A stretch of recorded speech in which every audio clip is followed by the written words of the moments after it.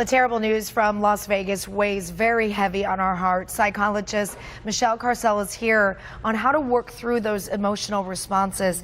Michelle, good morning. Always good to see you. Good morning. Thanks for having me. You know, there are a lot of people, especially a lot who are watching right now. We weren't at the event. We weren't at the concert. I'm one of those people.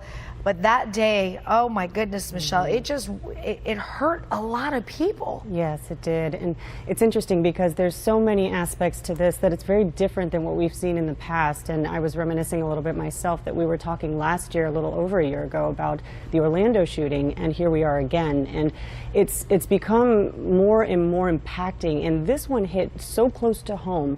Many people have family in Las Vegas. Many people travel to Las Vegas from San Diego. There were people from San Diego in the event. So, you know, it's very close, and it's definitely something that's impacting a lot of people. You talk about the impact. Obviously, there's people who watch it, that they're impacted in some way, and then there's the survivors, or people that were there. I mean, there are thousands upon thousands of people who were there.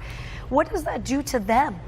Yeah, that's a great point. So a lot of what we're seeing now is what we call acute stress disorder. So we're seeing for the people who are survivors or relatives of the survivors, there's going to be a lot of symptoms of, think of PTSD, but it's starting very acutely. So it's hypervigilance, people who are really feeling a lot. The number one thing that you're going to see across the board is a sense of sadness, this anger, frustration. It's a lot of really raw and hard emotions. So it's important to process those right now, and we're going to really try to mitigate that as much as possible. And I got to imagine for those who survived that, who were helping people, might be asking themselves as well, why not me? I mean, you almost have that guilt.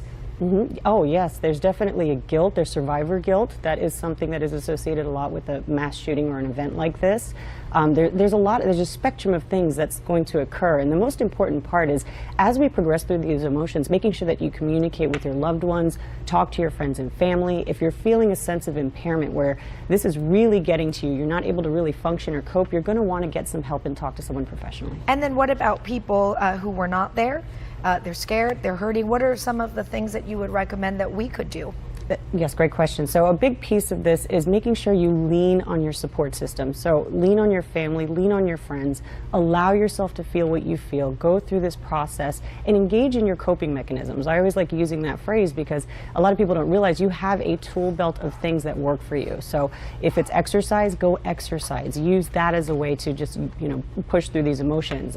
If it's, engaging with friends and doing social activities, don't stop living your life. Live your life, enjoy as much as you can, but also honor these feelings that are coming up as well. This was a very horrific event, and it's also outside of the scope of what we're used to. This was different. This isn't a person who had motive. This isn't a person that, it could have been your next door neighbor, the way that people are describing Stephen Paddock. So it's really an interesting mix of feelings right now. So just make sure that you're taking care of yourself. Self-care is number one, and engaging with your community. Michelle Carcel, thank you for being here. Thank you so much for having me.